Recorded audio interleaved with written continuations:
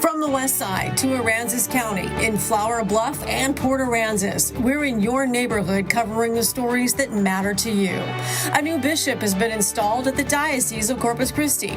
A look into his backstory. And it's been almost 9 years since Hurricane Harvey devastated the Aransas County Courthouse. Now it's finally set to open. Neighborhood News reporter Adam Beam is live at the courthouse with the ceremony. Chris 6 News starts right now.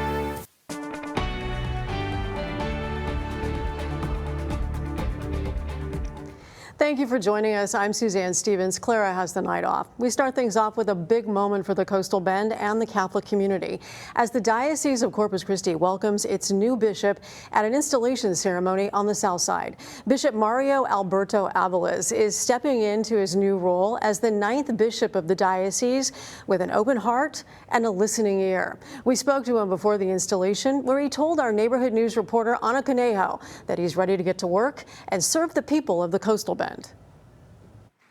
This same joy that I've been received, through the presence of people here at the church.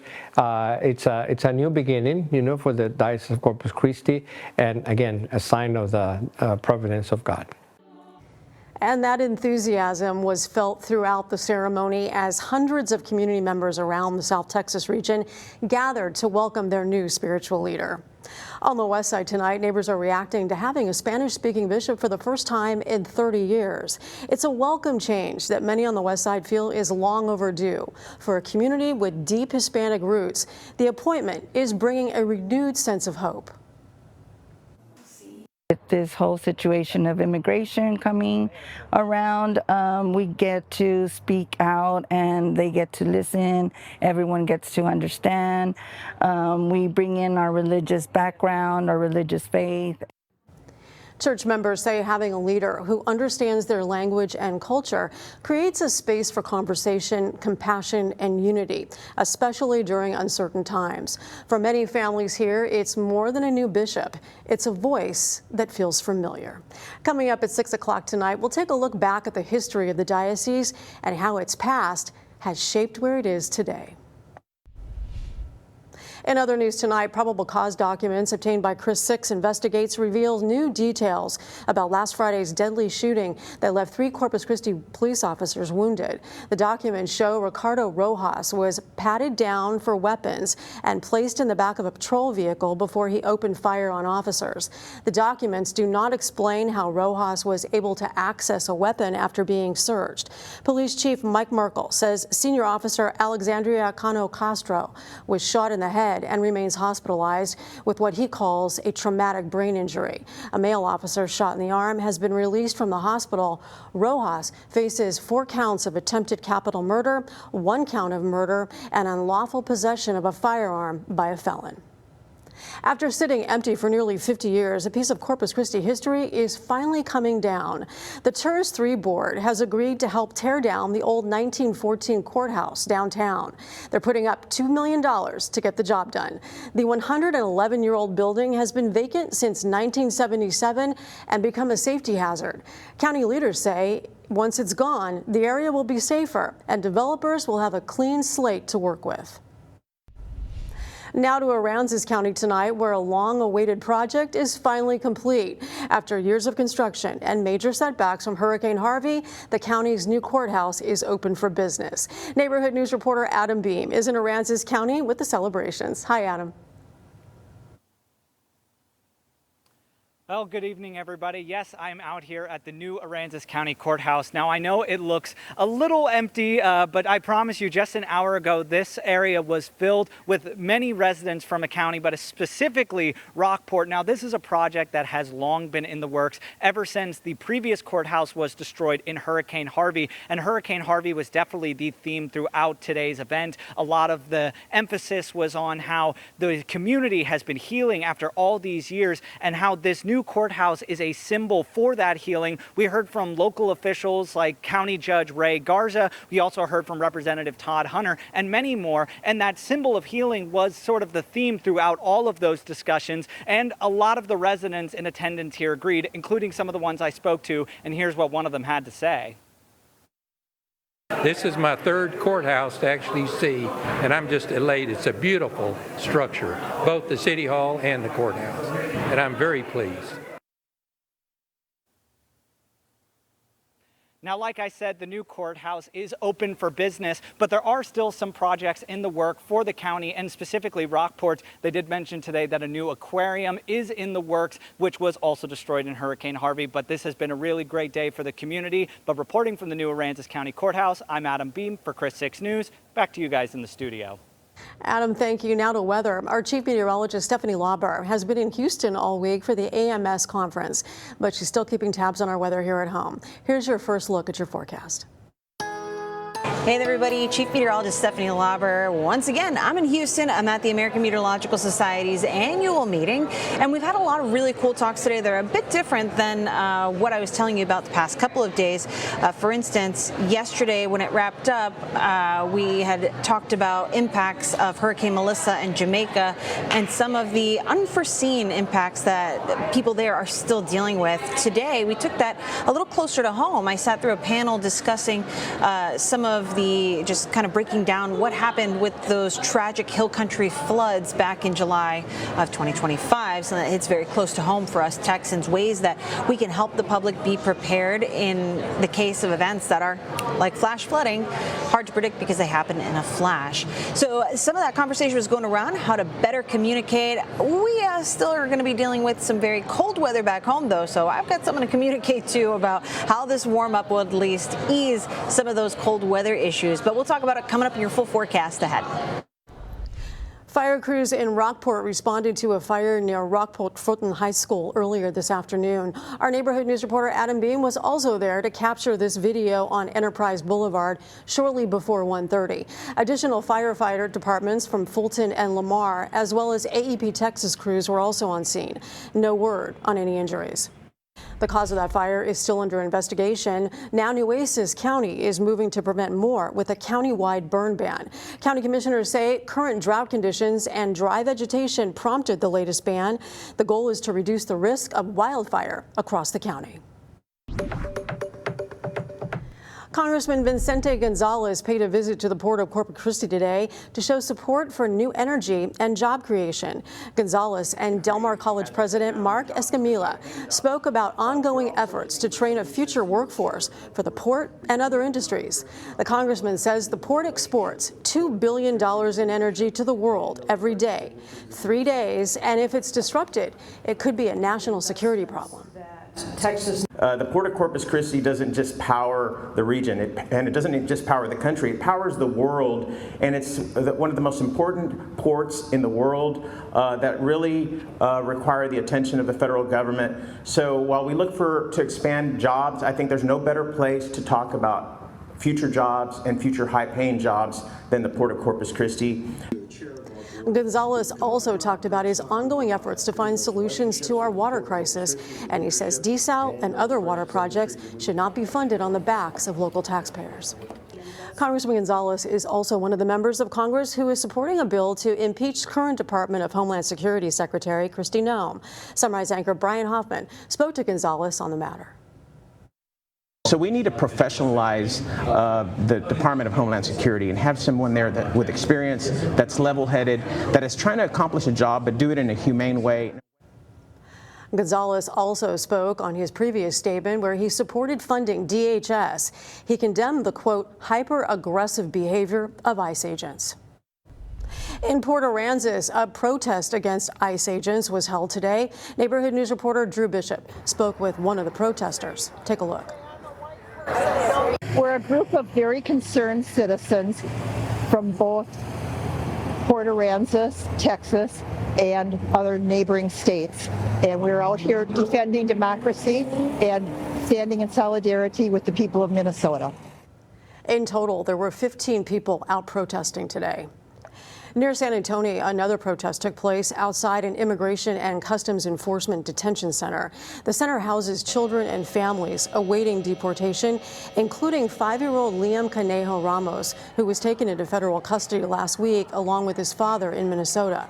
A photo of the boy wearing a beanie and a Spider-Man backpack has been circulated widely on social media, sparking strong reactions. State Representative Josie Garcia was part of the protesters. We're here to ensure the humane treatment of any detainees, and we're here to also demand the immediate release of anyone who is illegally detained. Earlier this week, a federal judge issued a temporary restraining order preventing Ramos's removal from the country. I'm Tony Jaramillo in Flower Bluff. If you've ever driven down Waldron Road, you've probably seen this sign. Teddy Molina died by suicide in 2012. And I met with his father today, who recently put up this new sign.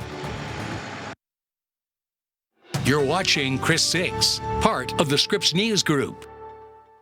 I'm Tony Jaramillo, your neighborhood news reporter in Flower Bluff. I noticed the Teddy Molina sign down a few days ago, and then I saw this post that his father, Mingo, was putting up this new one.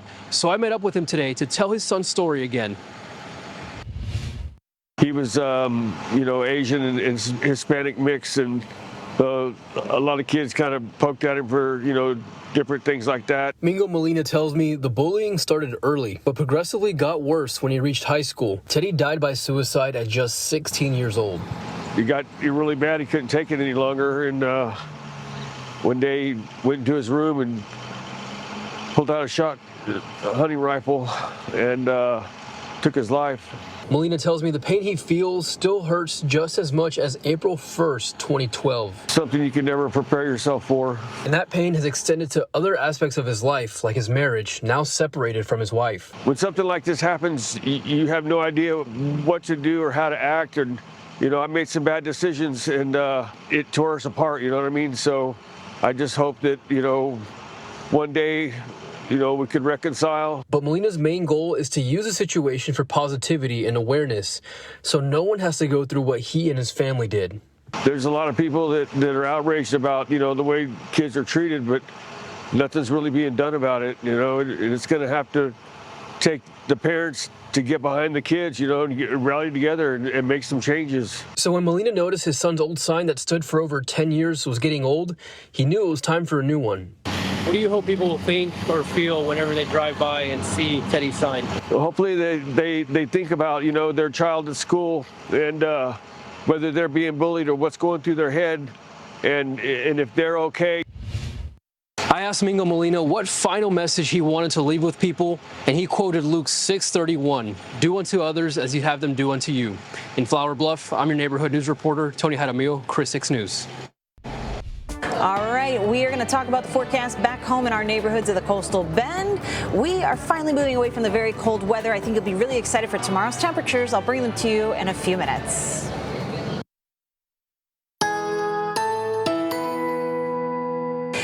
Good Wednesday evening to you. Hope your hump day has been going well back home in the Coastal Bend. Obviously, I'm not there if you haven't heard by now.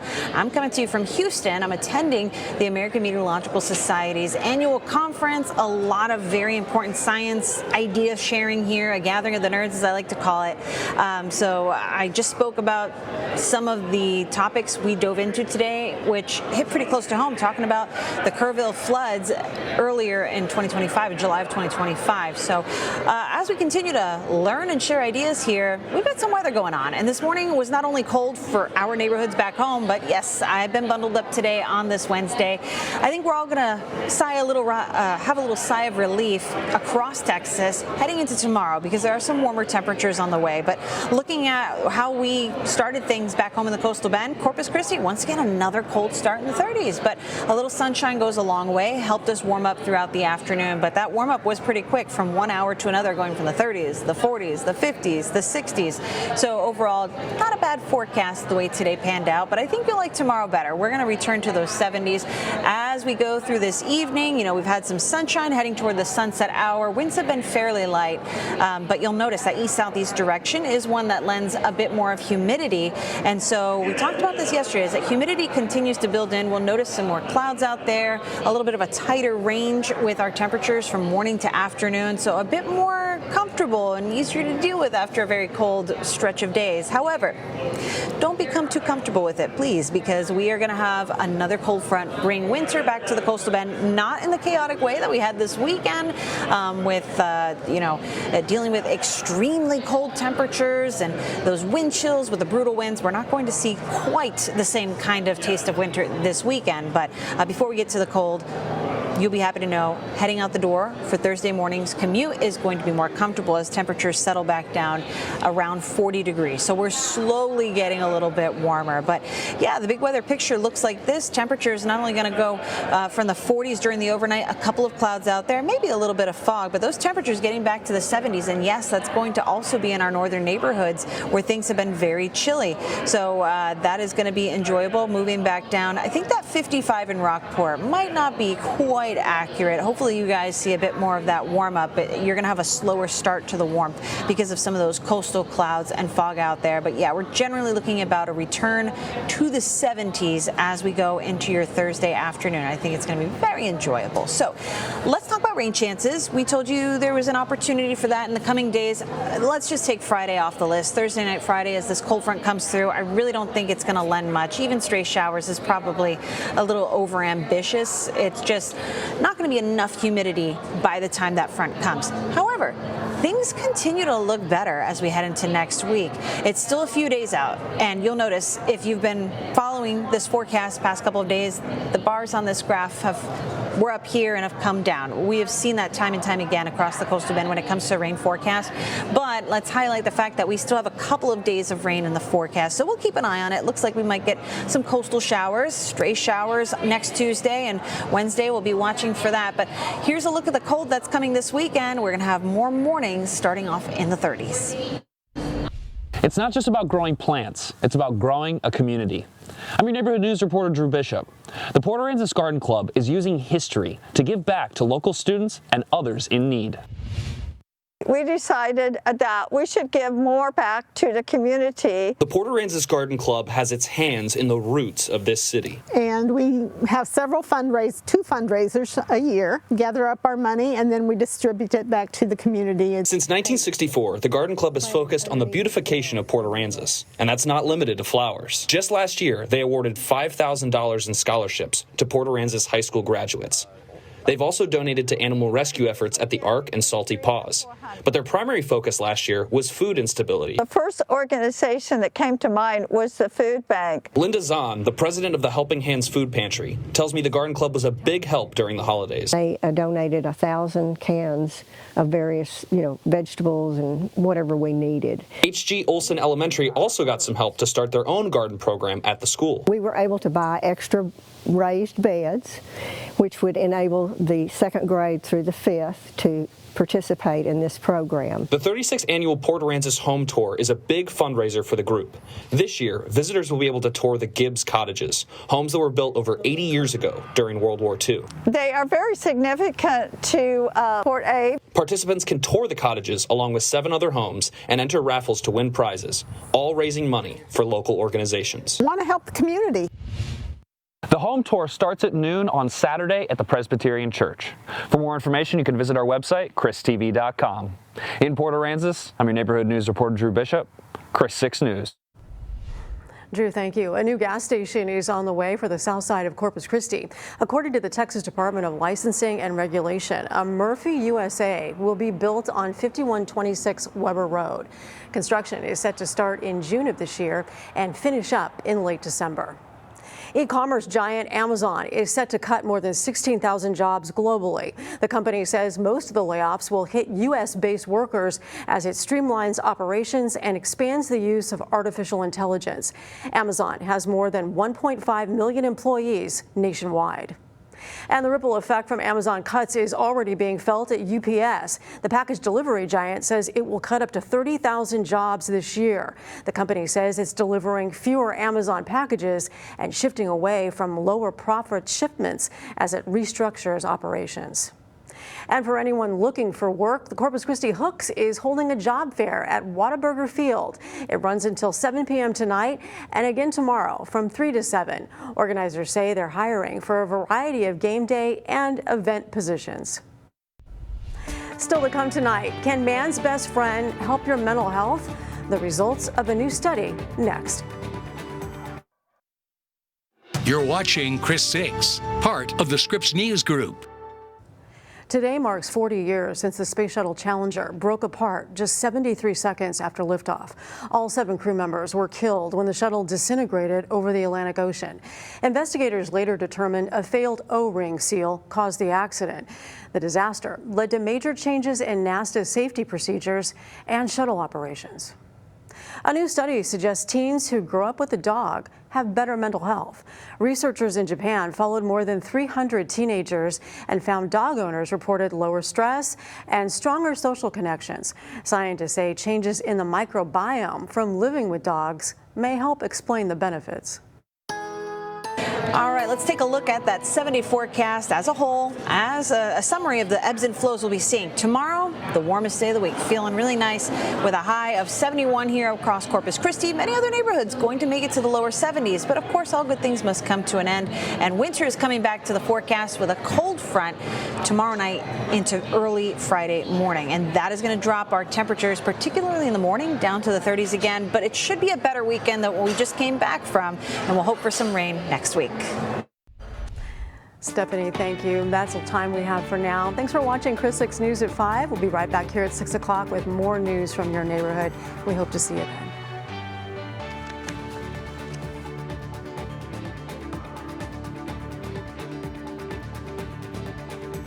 then.